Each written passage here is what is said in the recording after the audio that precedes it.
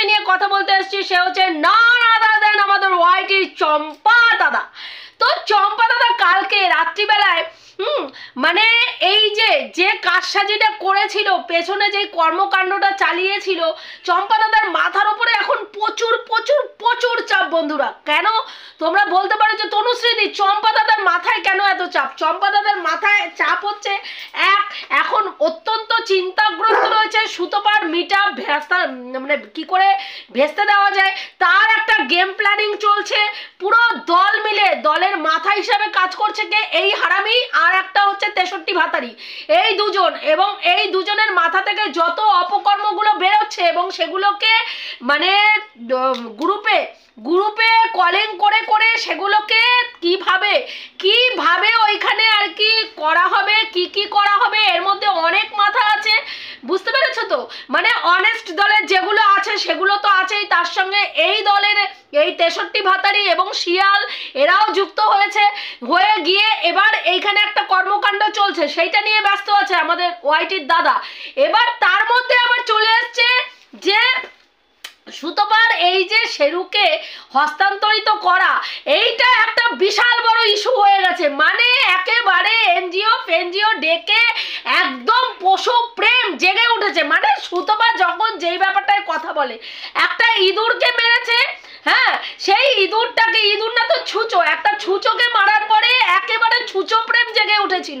মানে সর্ব জায়গায় ছুঁচো প্রাণ, ছুঁচো জ্ঞান, ছুঁচো আমার জীবন, ছুঁচো আমার সব, মানে এইরকম ব্যাপার। আমি আমার বাড়িতে ছুঁচো ঘুরে বেড়ায়, আমার ঘরের জিনিস খেয়ে ফেলে, আমি একটা কিচ্ছু করি না, আমি ছুঁচোর গায়ে ফুলের টক্কাও দিই না, আমি এত ভালোবাসি। কিন্তু ভাই আমি পশুপ্রেম আমার কখন কখন জাগে, যখন সুতপা কোনো কিছু নিয়ে কথা বলে তখন আমার পশুপ্রেম জেগে ওঠে। এবং সেই জায়গায় দাঁড়িয়ে আমরা দেখেছি সেই ছুঁচো সুতপার দৌলতে ছুঁচো ওয়াইটির মার্কেটে ভাইরাল হয়েছিল। আজকে শেরুকে দিয়ে দেওয়া, আমি সুতপার সকালবেলায় ভিডিওটা দেখলাম এবং দেখে আমি যেটা বুঝলাম যে ব্যাপারটা যেটা মেন হয়েছে যে সুতপা কেন দিয়ে দিতে চাইছে, কারণ সুতপার এখন যেই পরিস্থিতির মধ্যে দিয়ে সুতপা যাচ্ছে সেখানে যখন তখন সুতপাকে বেরোতে হতে পারে। এবং তোমরা জানো যে সুতপার কেসটা দিল্লিতে হয়েছে, সেখানে যদি ওয়েস্ট বেঙ্গলে এটা যদি ট্রান্সফার না হয় কেসটা, সেই ক্ষেত্রে সুতপাকে দিল্লিতে দৌড়াদৌড়ি করতে হবে। এবং সেই জায়গায় দাঁড়িয়ে যদি সুতপা আজকে যেতে হয় ওখানে, সেই ক্ষেত্রে এই বাচ্চাটা অবহেলিত হবে এবং বাচ্চাটাকে কারো কাছে, মানে বাচ্চাটাকে তো বাড়িতে রেখে দিয়ে যাওয়া যাবে না, কারো কাছে দিয়ে যেতে হবে। এবং একটা মানুষের কাছে প্রতি সময় আমি যে কোনো জায়গায় ধরো গেলে আমি তার কাছে মানে সে যদি বাড়িতে থাকে আমি তার কাছে দিয়ে যেতে পারি, কিন্তু ধরো তারা বাড়িতে রইলো না কিন্তু সুতপাদির বেরোনোটা খুব প্রয়োজন, সেই ক্ষেত্রে তারা বাচ্চাটাকে কার কাছে দিয়ে যাবে? ক্ষেত্রে বাচ্চাটাকে যদি দিয়ে যেতে না পারে সেই ক্ষেত্রে বাচ্চাটা অবহেলিত হবে। তো একটা বাচ্চাকে এনে আমি যদি সেই বাচ্চাটা যদি আমি অবহেলা করি সেটা তো অনেকটা বড় অন্যায়, তাই না? সেটা অনেকটা বড় অন্যায়। সেই জায়গায় দাঁড়িয়ে যদি আমি চাই যে আমার বাচ্চা অবহেলিত হওয়ার থেকে একটা সেফ হ্যান্ডে আমার বাচ্চাটাকে আমি দেব আমার বাচ্চার ভালোর জন্য, কেন এই মুহূর্তে বাচ্চাটাকে আমার কাছে রাখা সম্ভবপর হচ্ছে না, কারণ আমাকে ঘরের থেকে নানান কাজে বেরোতে হচ্ছে এই আইনি ঝামেলার জন্য। সেই জায়গায় দাঁড়িয়ে যদি সুতপা চিন্তা ভাবনা করে যে ওর বাচ্চাটাকে একটা সেফ হ্যান্ডে, যেখানে সুতপা যেরকম বলল যে সত্যিই তো সুতপার বাড়িতে আজকে সুতপা যদি না থাকে সেই ক্ষেত্রে শেরুকে দেখার কেউ নেই যে কারো কাছে বাচ্চাটাকে রেখে যাবে, সেই রকম পরিস্থিতি নেই। তাহলে সেই জায়গায় দাঁড়িয়ে বাচ্চাটাকে রাখাটা অত্যন্ত কষ্ট। একটা বাচ্চাকে যদি ধরো দিল্লিতে যেতে হয় সেখানে তো বাচ্চাটা কারো কাছে না দিয়ে তো যেতে পারবে না, সেই কারণের জন্য হয়তো আজকে ওরা বুকে পাথর রেখে, আমরা তো বাচ্চার ক্ষেত্রেও নিজের বাচ্চার ক্ষেত্রেও যদি ভালোর জন্য বাচ্চাকে দূরে যেতে হয়, বাচ্চাকে চাকরির জন্য বাইরে থাকতে হয়, আমরা কিন্তু বুকে পাথর রেখে সেটা মেনে নিই। তো আজকে ওই রকম সমস্ত দিক চিন্তা ভাবনা করেই হয়তো আজকে ওরা এই ডিসিশনটা নিয়েছে, আমি সকালে সুতপাদির ভিডিও দেখে যেটা বুঝলাম। এইবার এই যে শেরুকে দিয়ে দেওয়া নিয়ে আরও একটি পোষ্য কিন্তু আমরা কিন্তু দেখেছি যে সুতপার কাছে কিন্তু সুতপা কিন্তু টর্চার করে না, অযত্ন করে না। শেরুর খাওয়া দাওয়া যথেষ্ট ভালোভাবে করানো হয়, নিজের হাতে সুতপা দিয়ে ওকে সকালবেলায় খাইয়ে দেয়, দই দিয়ে ভাত সকালে ওকে খাওয়ানো হয়, দুপুরে মাংস ভাত খায়, রাত্রিবেলা পেডিগ্রি খায়, তোমরা দেখেছো সেগুলো। ওর কিন্তু খাওয়া দাওয়া যত্নর কোনো ত্রুটি কিন্তু সুতপা করে না। এবার এই যে ওকে দিয়ে দেওয়ার কথাটা শুনে আজকে পুরো ওয়াইটি রণমূর্তি ধারণ করেছে, অগ্নিগর্ভ হয়ে উঠেছে। কারণ কি না, সুতপা যেহেতু মানে সুতপার পোষ্য, অথচ এই একই আরেকটা পরিবারে এই ব্রিডেরই আরেকটা পোষ্য রয়েছেন বড় ব্লগার ম্যান্ডি এবং স্যান্ডি। তাদের পোষ্য দিনের পর দিন অত্যাচারিত হচ্ছে, অবহেলিত হচ্ছে, না ঠিক করে খাওয়ার পাচ্ছে, না ঠিক করে যত্ন পাচ্ছে, না ঠিক করে বাড়ির লোককে কাছে পাচ্ছে না, সারা দিন বাচ্চাটাকে বেঁধে রাখা হয়, বাচ্চাটার প্রতি চলছে অমানসিক অত্যাচার। কিন্তু প্রত্যেকের মুখে প্রতিবাদের ভাষা তারা ভুলে গেছে, কারণ ওখানে তলা চাটার গল্প আছে, ওখানে তলা চাটার গল্প আছে। আজকে একজন মা নিজে মনে করছে যে আমার কাছে থাকলে আমার বাচ্চা আমাকে এখানে ওইখানে ছোটাছুটি করতে হবে, সেই জায়গায় আমার বাচ্চা অবহেলিত হতে পারে। সেই জায়গায় দাঁড়িয়ে একজন মা একটা সেফ হ্যান্ডে বাচ্চাকে দিতে চাইছে, যে সেখানে আমার বাচ্চাটা সুস্থভাবে আমার মতনই ভালোবাসা দিয়ে তারা তাকে বাচ্চাটাকে রাখবে। সেটা হচ্ছে একটা মায়ের অন্যায়।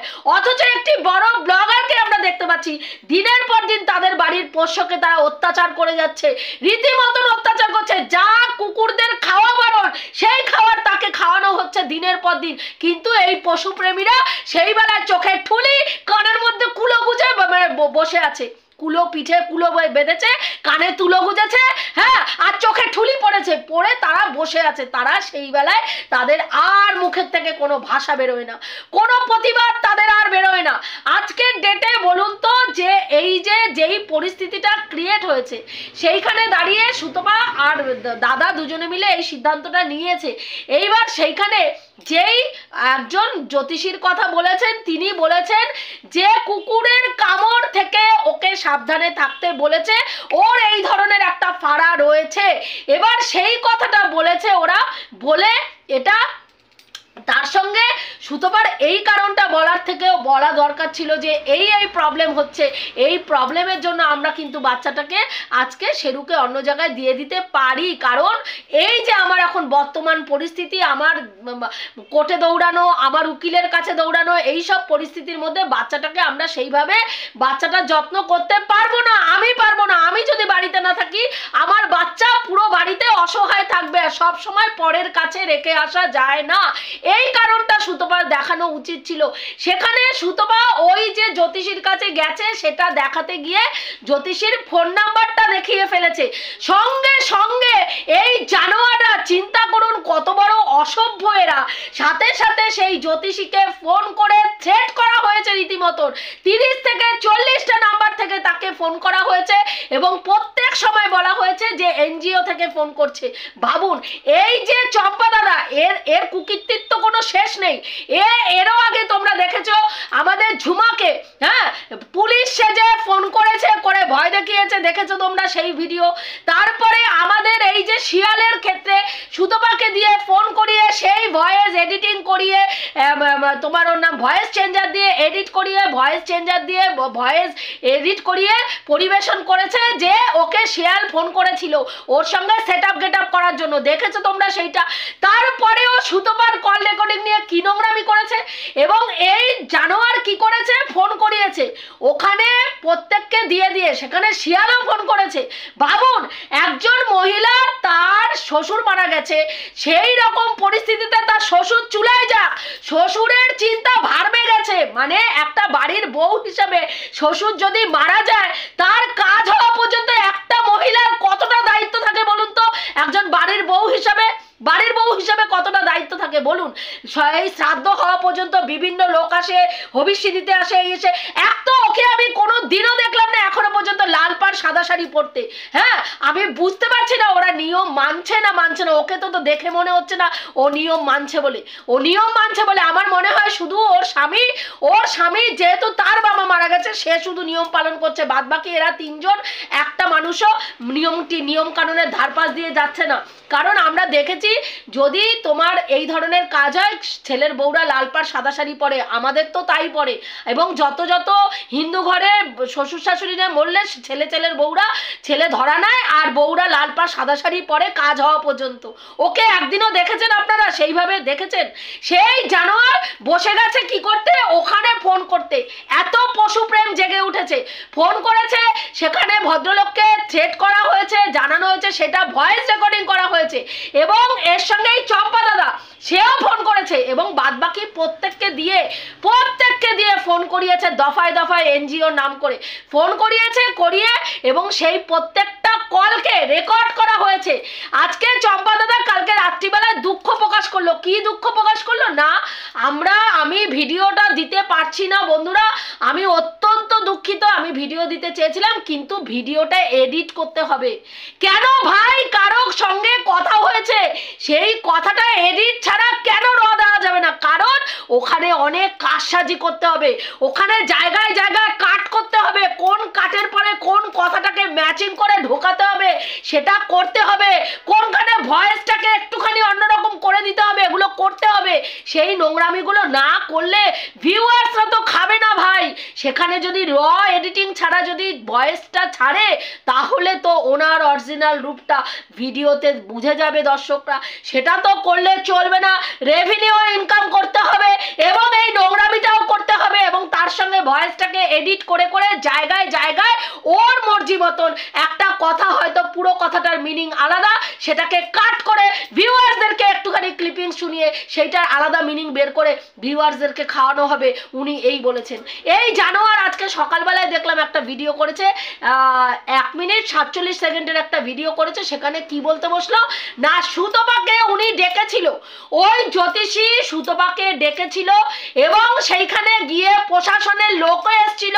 প্রশাসনের লোকের সামনে কি করা হয়েছে, ওকে অপমান করা হয়েছে, সুতপাকে অপমান করা হয়েছে এবং বলেছে যে ওই ভদ্রলোক বলেছেন যে ওনাকে ডেকেছি উনি আসবেন। তা ওনাকে ডেকেছি উনি আসবেন মানে কি, এখানে আমাদের চম্পা দাদা বলছেন এই ভয়েস রেকর্ডিংটা চম্পা দাদার কাছে আছে যে ওনাকে ডেকেছি, উনি কেন আমার ফোন নাম্বার রিভিল করেছেন এবং আমার সম্বন্ধে এই অপপ্রচার করেছেন, ওনাকে ডেকেছি উনি আসবেন। তা ওনাকে ডেকেছি উনি আসবেন মানে কি এটা প্রমাণিত হয় যে ওনাকে ডেকেছি, ওনাকে অপমান করেছি, অপমান করব বলে ডেকেছি, বা ওনাকে উনি আসুক ওনার এই অপমানটা করব বলেছি, এইরকম কোনো কথা আমরা শুনেছি কি? আজকে চম্পা দাদা বলছে এই রেকর্ডিংটা আমার কাছে আছে এবং ভদ্রলোকের মানে আমরা সুতোবার ভিডিও দেখে যেটুকু জানলাম যে ওখানে প্রশাসনের লোক এসেছিল, ভদ্রলোক কে এমন ভাবে হ্যারাস করা হয়েছে যে ভদ্রলোক প্রশাসনের দ্বারস্থ হয়েছে এবং যারা যারা এই ভদ্রলোকের কাছে হাতটা দেখান সেই সব মানুষরাও এসেছিল, যারা এনার উপরে আস্থাবান তারা এসেছিল, এসে সেখানে কিন্তু আজকে এই যে যারা যারা ফোন করেছে সেটা নিয়ে প্রত্যেকের ফোন নাম্বার ওই প্রশাসনের লোকের কাছে তুলে দেওয়া হয়েছে। এবং এই যে এরা বলছে যে কল রেকর্ডিং হয়েছে, কল রেকর্ডিং দুই তরফেই হয়েছে। সুতপার কাছে শুনলাম যে কল রেকর্ডিংটা দুই তরফেই হয়েছে, এই তরফে যারা ফোন করেছে তারাও যেমন কল রেকর্ডিং করেছে, ওই তরফে যারা ফোন করেছে তা মানে ফোন ধরেছে তিনিও কিন্তু কল রেকর্ডিং করেছে। তাহলে ভাবুন একটা পোষ্যকে দেওয়া নিয়ে আজকে কি পরিমাণ নোংরামি চিন্তা করা যায় না, কি পরিমাণ নোংরামি শুরু হয়েছে। হ্যাঁ, এত পশু প্রেম, রাস্তায় যে এত কুকুরগুলো এইভাবে ঘুরে বেড়ায় তখন এদের পশু প্রেম কোথায় যায় পশু প্রেম? এমন নয় যে সুতপা তার পোষ্যকে টর্চার করছে, এমন নয় সুতপা মারধর দিয়ে না খেতে দিয়ে দিনের পর দিন বাচ্চাটাকে ফেলে রেখেছে, এমন নয় যে সুতপা রাস্তায় বের করে দিচ্ছে। সুতপা একটা সেফ হ্যান্ডে তারা মানে এখন যেই পরিস্থিতির মধ্যে দিয়ে যাচ্ছে তাকে ঘরের থেকে বিভিন্ন সময় বেরোতে হচ্ছে, সেই জায়গায় দাঁড়িয়ে তারা ঠিক করেছে যে না, এরকম পরিস্থিতির মধ্যে বাচ্চাটাকে একটা সেফ হ্যান্ডে দেওয়াটাই ভালো, যেখানে বাচ্চাটা ভালো থাকবে, যেখানে যেরকম আমি ছাড়া আমার বাচ্চাকে দেখার কেউ নেই, সেখানে সে যে নিয়ে যাচ্ছে সে ছাড়াও আরো মানুষ থাকবে, তারা দেখতে পারবে বাচ্চাটাকে, এবং আমার কাছাকাছি দিয়ে আসছি যাতে আমিও গিয়ে মাঝে সাঝে বাচ্চাটাকে দেখতে পারি বা নাই দেখি।